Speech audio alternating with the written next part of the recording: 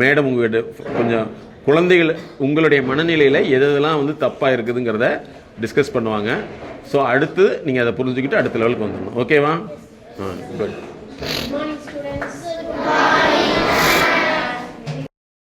Human இன்டெலிஜென்ஸை எப்படி அதிகப்படுத்திக்கலாம், நம்ம எப்படி ஆக்டிவா இருக்கலாம், எந்த விஷயத்தை நம்ம தெரிஞ்சுக்கிட்டா நம்ம டயர்டும் இல்லாம இருக்கலாம் அப்படிங்கறதுக்காக இன்னைக்கு சார் வந்து நமக்கெல்லாம் அரேஞ்ச் பண்ணியிருக்காங்க.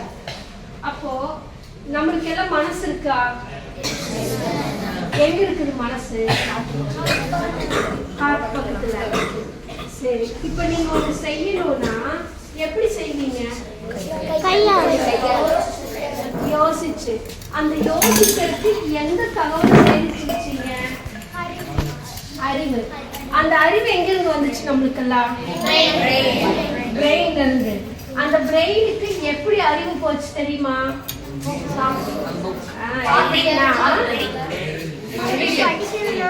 படிக்கிறதுனால. Very good.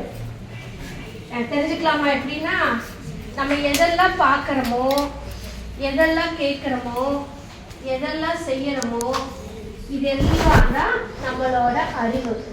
அந்த அறிவு எங்க போய் பதிவாகும்? மனசுல. மனசுல பதிவாயிடுச்சுன்னா அந்த மனசு சொல்றதுதான் அறிவு வேலை செய்யுது. இப்போ அம்மா திட்டுறாங்க. எது திட்டுறாங்க? நல்லா படிக்கணும், இல்ல சாப்பிடலன்னா திட்டுவாங்க, குளிக்கலன்னா திட்டுவாங்க. அப்போ திட்டுறாங்க. திட்டிட்டா உங்களால போய் வேலை செய்ய முடியுமா? போய் குளிக்க போக முடியுமா? அப்ப மனசு எடுத்துக்க மாட்டேங்குதுல்ல, அந்த அறிவு வேலை செய்யலையில்ல. அப்போ நம்ம மனசுக்குள்ள எந்த அறிவெல்லாம் போட்டா நம்ம வேலை செய்யுங்கிறது தான் ஹியூமன் இன்டெலிஜென்ஸை அதிகப்படுத்தணும். அப்ப இது வரைக்கும் நம்ம என்ன செஞ்சுட்டு இருந்தோம்? மனசு சொன்னதையும் நம்மளுக்கு என்ன தோணுதோ அதையும் செஞ்சுட்டு எந்த இம்ப்ரூவ்மெண்ட்டுமே இல்லாம பிடிவாதம் பிடிச்சிட்டு தான் வாழ்ந்துட்டு இருக்கோம். கரெக்டா? அம்மா திட்டுனா கோபம் வரும், நம்ம நினைச்சது உடனே நடக்கணும். ஸ்கூலுக்கு போன டார்ச்சர் பண்ணுவாங்க வீட்டில். ஸ்கூலுக்கு போனால் மிஸ்ஸு ஹோம்ஒர்க்காக கொடுப்பாங்க. வீட்டில் வந்தால் அம்மா ஏன் எழுதலைன்னு திட்டுவாங்க. ஸ்கூலுக்கு போனாலும் திட்டு, வீட்டுக்கு வந்தாலும் திட்டு. நிம்மதியாக இருக்கிறதுக்கே விடமாட்டேங்கிறாங்க. ஏன்னா மனசுக்குள்ள வருமா? வருதல்ல. அப்போ நம்ம ஹியூமன் அறிவை வந்து எப்படி வளர்த்துக்கிட்டா அந்த டிஸ்டர்ப் இல்லாம நம்மளோட ஹியூமன் இன்டெலிஜென்ஸை அதிகப்படுத்திக்கலாம் அப்படிங்கிறது. அப்போ நம்ம அதிக நேரம் என்ன நினைக்கிறோம்? ஜாலியா இருக்கணும், யாருமே திட்டக்கூடாது, அட்வைஸ் பண்ணக்கூடாது, சும்மா சும்மா எழுதுன்னு சொல்லக்கூடாது, கிளாஸ் எடுக்கிறப்ப கவனின்னு சொல்லக்கூடாது, பக்கத்துல இருக்கிற ஃப்ரெண்டு கூட பேசினா மிஸ் திட்டுறாங்க, இப்படிதான் சொல்றோம். அப்ப இதனால என்ன பேசிட்டே இருந்தா என்ன ஆகும்? படிக்க முடியாது, கவனிக்க முடியாது. நல்லது யாருக்கு நல்லது? நம்மளுக்கு. அது எப்படி? நீங்க தொடர்ந்து பேசிக்கிட்டே இருக்கீங்க, மிஸ் கிளாஸ் எடுக்கிறப்ப நீங்க பேசிக்கிட்டே இருக்கிறீங்கன்னா டாக்டருக்கு நல்லது. ஏன்னா மிஸ் எடுக்கிறத உங்களால கவனிக்க முடியாது, கேட்க முடியாது. நீங்க பேசிக்கிட்டே இருக்கிறதுனால பக்கத்துல இருக்கிறவங்க கேட்டு அவங்க காது போயிடும். காது டாக்டருக்கு நல்லதா? நீங்க கவனிக்க முடியாம இருக்கிறதுனால உங்களால எக்ஸாம் எழுத முடியாது. அப்ப என்ன பண்ணுவீங்க? தலைவலிக்கும், சாப்பிட முடியாது, தூக்கம் வராது, டயர்ட் ஆயிடும். டாக்டருக்கு நல்லதா? எங்க போவோம்? டாக்டருக்கு தான் போவோம். அப்போ நம்ம மிஸ் கிளாஸ் எடுத்தாலோ யாராவது ஒரு இந்த மாதிரி ஒரு ப்ரோக்ராமுக்கெல்லாம் போறீங்கன்னா ரிசீவ் பண்ணுங்க. என்ன பேசுறாங்க, என்ன சொல்றாங்க, எப்படி நம்ம என்ன செஞ்சுட்டு இருக்கோம், இனிமேல் எப்படியெல்லாம் நம்மளை மாத்திக்கலாம் அப்படின்னு ஒர்க் பண்ணோம்னா நம்ம டெவலப் ஆயிடலாம். கரெக்டா? இப்போ ரொம்ப பேருக்கு பசியே இருக்காது, சாப்பிடணுன்னே தோணாது, ஆனா ஹோட்டலுக்கு போனா சாப்பிட தோணும். கரெக்டா? எத்தனை பேருக்கு அப்படி இருக்கு? வீட்டுல சமைக்கிற சாப்பாடே பிடிக்காது. வெரி குட், எல்லாம் ஓப்பனா சொல்றீங்க, நல்ல பிள்ளைங்க நீங்க எல்லாம். நிறைய பேர் வெக்கப்பட்டு சொல்லவே மாட்டாங்க. வெரி குட், கை கிளப்பட்டுக்கோங்க. அப்போ வீட்டு உணவு ஏன் பிடிக்கலன்னா நம்மளுக்கு பிடிச்ச மாதிரி இல்லை. எப்ப பாரு நம்மளை குறை சொல்லிட்டே இருக்கிறாங்க, திட்டிக்கிட்டே இருக்கிறாங்க, அதனால சாப்பாடு பிடிக்கல. இதுதான் ஃபுட் அண்ட் ஃபீலிங் சொல்றோம். உணர்ச்சியும் உணவும். உங்களோட ஹார்மோனை மாற்றி விட்டுச்சுன்னா வீட்டு உணவு பிடிக்காது, ரெஸ்டாரண்ட்ல செய்யல அந்த காஸ்ட்லி உணவு அந்த டேஸ்ட் உங்களுக்கு பிடிச்சிரும். நல்ல காரசாரமா ஸ்பைசியா கிராண்டா டெக்கரேட்டா பண்ண உணவு உங்களுக்கு பிடிச்சி போயிடும். அப்ப டாக்டருக்கு நல்லது தானே? அப்போ நம்மளோட ஹியூமன் இன்டெலிஜென்சிய ஒருத்தர் நம்மள அம்மாவோ அப்பாவோ டீச்சர்ஸோ திட்டுறாங்கன்னா ஏன் திட்டுனாங்க அப்படின்னு சொல்லி நம்ம என்ன தவறு செஞ்சோம்னு நம்ம யோசிக்கணும். இனிமேல் திட்டுனாங்கன்னா பக்கத்துல இருக்கிற ஃப்ரெண்டு கிட்ட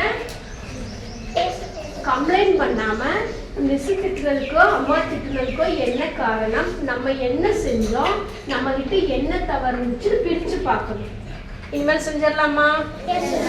அப்படி பிரிச்சு பார்த்தீங்கன்னா உங்களோட ஹியூமன் இன்டெலிஜென்சி அதிகமாகும். உங்களோட அறிவு நீங்க சிந்திச்சு செயல்படுறதுக்கு வேலை செய்யும். இல்லைன்னா திரும்ப திரும்ப சொல்லி கொடுத்து திரும்ப திரும்ப மனப்பாடம் பண்ணி படிக்கிற மாதிரி இருக்கும். மனப்பாடம் பண்ணணுமா புரிஞ்சு படிக்கணுமா? எத்தனை பேர் மனப்பாடம் பண்ணி படிக்கிறீங்க? ஒரு தடவைக்கு எனக்கு 10 தடவை படிச்சாதான் அது புரியும். Very good. இனிமேல் என்ன பண்ணணும்னா மிஸ் கிளாஸ் எடுக்கிறப்ப அதை கவனிச்சிங்கன்னா வீட்டில் போய் படிக்கிறப்ப உங்களுக்கு ஈஸியா புரிஞ்சிடும். ஃபாலோ பண்ணிக்கலாமா? அப்புறம் யார் அம்மா திட்டுனாலும் சரி மற்றவங்க திட்டுனாலும் சரி கோபப்படணுமா? திட்டுனது ஏன் காரணத்தை நம்ம கண்டுபிடிச்சு நம்மளை மாத்திக்கணுமா? ஃபாலோ பண்ணிக்கலாமா? அப்போ ஒரு தங்கம் வந்து எப்படி ஜொலிக்குது, ஒரு வைரம் வந்து எப்படி ஜொலிக்குது, பாலிஷ் பண்ண பண்ண அது செதுக்க செதுக்க ஒரு சிலை நம்ம பார்க்கிறோம் எவ்வளவு அழகா இருக்குன்னு சொல்றோம். அது எப்படி செதுக்குறாங்கல்ல நுணுக்கமா. அதே மாதிரி உன்னோட தவறுகளை உன்னுடைய வழிநடத்துபவரும் உங்களுடைய பெற்றோர்களும் உங்களுடைய வகுப்பு ஆசிரியர்களும் டீச்சர்ஸும் அவங்கதான் உங்களை வந்து உங்களோட தவறுகளை சுட்டி காட்ட முடியும். உன் ஃப்ரெண்டு உன்னோட தப்ப சொல்லுவானா யாராவது? நீ பண்ணது சூப்பர்டா அப்படிதான் சொல்லுவாங்க. நீ பண்ணதுதான் சூப்பர், அம்மாவை நீ திட்டிட்டு வந்தீங்க கரெக்ட், நீ அப்படிதான்டா பண்ணணும் அப்படிதான் சொல்லுவாங்க. அம்மாவை திட்டது தப்புன்னு யாராவது சொல்லுவாங்களா? அப்போ மிஸ் கிட்ட சொன்னீங்கன்னா என்ன சொல்லுவாங்க? ஏன்டா அறிவில்லையா எதுக்கு அம்மாவை திட்டிட்டு வந்தேன்னு கேட்பாங்கல்ல. அப்போ டீச்சர் சொல்றது நல்லதானே? இனிமேல் நம்மளை யாரெல்லாம் திட்டுறாங்களோ உன்னுடைய குறைகளையும் தவறுகளையும் யாரெல்லாம் சுட்டி காட்டுறாங்களோ அவங்கதான் உன்னைய முன்னேற்றவங்க. மாத்திக்கலாமா? இனிமேல் வீட்டுல சமைக்கிற உணவு பிடிக்கலைன்னா என்ன பண்ணும்? அட்ஜஸ்ட் பண்ணுங்க. அதை வந்து நம்மளுக்கு இது தேவையான உணவு அம்மா அப்பா கஷ்டப்பட்டு செஞ்சு கொடுக்குறாங்கன்னு புரிஞ்சுட்டு சாப்பிடணும். அட்ஜஸ்ட் பண்ணிட்டோம்னா நம்ம வந்து ஃபெயிலியர் ஆயிடும். அப்ப நம்மளுக்காக நம்மளோட தேவைக்கு நம்மளோட பெற்றோர்கள் அவங்களோட வேலை அவங்களுக்கு போக நம்மளுக்கும் சேர்ந்து செஞ்சு கொடுக்குறாங்க. அப்ப அவங்களோட உழைப்பும் போட்டுதான் தர்றாங்க. நம்மளே நம்மளோட வேலைகள் செய்யறதுக்கு எத்தனை கஷ்டப்படுறோம். எத்தனை பேர் காலையில குளிக்கிறதுக்கு போன்னு சொன்னதுக்கு அப்புறம் போறோம். கை தூக்குங்க.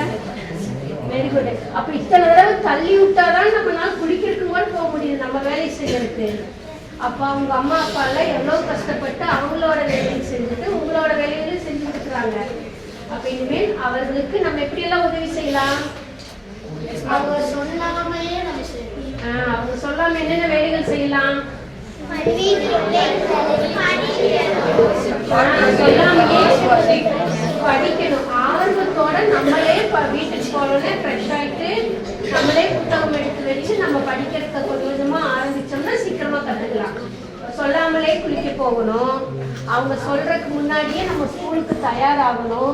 நம்மளோட வாட்டர் பாட்டிலுக்கு நம்மளே தண்ணி ஊற்றி வச்சுக்கணும். நம்மளோட வேலைகள் நம்ம செய்து கற்றுக்கணும். நீ எல்கேஜி யூகேஜி படிக்கிறீங்கன்னா கரெக்ட், அம்மா அப்பா ஹெல்ப் பண்ணுவாங்க. இதே தொடர்ந்து பண்ணிட்டு இருந்தாங்கன்னா நம்ம எதுவுமே கத்துக்க முடியாது. இனிமேல் நம்மளோட வேலைகள் நம்மளே செஞ்சுட்டு நம்மளோட பேரண்ட்டுக்கு எந்த மாதிரி உதவிகள் நம்மளால முடியுமோ செஞ்சு கொடுக்கலாம். இனி எதுவும் பிராக்டிஸ் பண்ணிக்கலாமா? அப்ப மனசு சொல்ற மாதிரி நம்ம செய்யணுமா? ஹியூமன் இன்டெலிஜென்ஸை அதிகப்படுத்துறதுக்கு நம்மளை தயார் பண்ணிக்கணுமா? இனிமேலே அந்த தயார்படுத்த பயன்படுத்திக்கிறதுக்கு நம்ம இயக்க நிலையில இருக்கணும். இப்ப லீவ் அன்னைக்குன்னா 10 மணிக்கு தான் எந்திரிப்பேன்னா நம்ம தொத்து போயிடுவோம். அப்போ எப்பவும் போல 6 மணி 7 மணிக்கு எந்திரிச்சிடணும். நம்மளோட வேலைகளை செய்ய ஆரம்பிச்சுக்கணும். நம்ம ஃப்ரெஷ்ஷா இருக்கணும். முடிஞ்ச அளவுக்கு லீவ் அன்னைக்கு உங்களோட பேரண்ட்டுக்கு நீங்க என்னெல்லாம் ஹெல்ப் பண்ண முடியுமோ ஒரு நாளைக்கு அவங்களுக்கு ரெஸ்ட் கொடுக்குற மாதிரி நீங்க சப்போர்ட் பண்ணுங்க. கடைக்கு போக சொன்னா கோவம் வரும். கடைக்கெல்லாம் நான் போக மாட்டேன், இதெல்லாம் என்னோட வேலை இல்லை, இப்படியெல்லாம் சொல்றோம்ல. நீங்க தானே என்னை பெத்தீங்க, நீங்க தான் என்னை கஷ்டப்பட்டு வளர்க்கணும், நான் எதுவுமே செய்ய மாட்டேன் அப்படியெல்லாம் சொல்றோம்ல. மேல அப்படியெல்லாம் சொல்லவே கூடாது. மாத்திக்கலாமா? யாருக்கெல்லாம் அதிகமா கோவம் வரும்? கொடுக்கலைன்னா கோவம் வரும். அப்ப உனக்கு கேட்டதெல்லாம் வாங்கி கொடுத்துட்டா நீ சந்தோஷம் பண்ணுற, நீ டெவலப் ஆகியா? அதனால நம்மளுக்கு நீட் தேவை என்ன இருக்குன்னு பார்த்துட்டு அது கேட்கணும். அது எப்போ அவங்களால முடியுதோ அது வாங்கி கொடுப்பாங்க, அப்போ வாங்கி கொடுப்போம். நீ என்ன ஃபாலோ பண்ணிக்கலாமா? கோவப்பட்டீங்கன்னா உனக்கு என்னென்ன பிரச்சனைகள் வரும்னு நீ தெரிஞ்சுக்கணும்.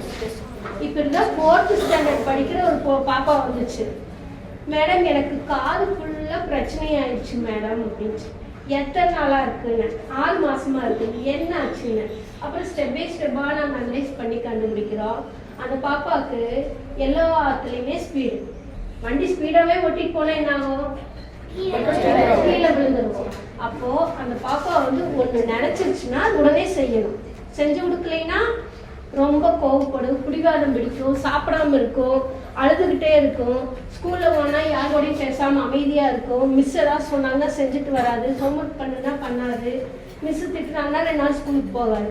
இப்படி எல்லாம் பண்ணி அதிகமா கோவப்பட்டதுனால அந்த பொண்ணுக்கு ஸ்கின் சார்ந்த பிரச்சனைகள் வருது. அப்போ கோவப்பட்டா என்ன வரும்?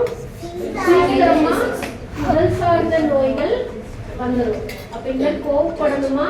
புரிஞ்சுக்கிட்டு நம்ம தேவி சொல்லிட்டா கிடைக்கிறப்ப வாங்கிக்கலாம்னு டிசைட் பண்ணுமா? Very good. நெக்ஸ்ட் சொல்லுங்க. நினைச்சதோட மார்க் கம்மியா வந்துட்டு. Very good. நினைச்சதை விட மார்க் கம்மியா வந்துட்டா கோவம் வரும். அப்போ நினைச்சதை விட மார்க் கம்மியா வருது கோவம் வருதுல்ல, ஏன் அந்த மாதிரி நம்மளால படிக்க முடியலன்னு யோசிச்சுருக்கோமா? அதுக்கு எஃபோர்ட் போட்டா நம்ம படிக்கிறோங்கிற பேர்ல புத்தகத்தை வச்சுட்டு எவ்வளவு நேரம் உட்காந்துருக்கோம்? வீட்டுல போய் அம்மா திட்டுவாங்களேன்னு புக் எடுத்து வச்சு உட்காந்துருக்கோம். படிக்குமா?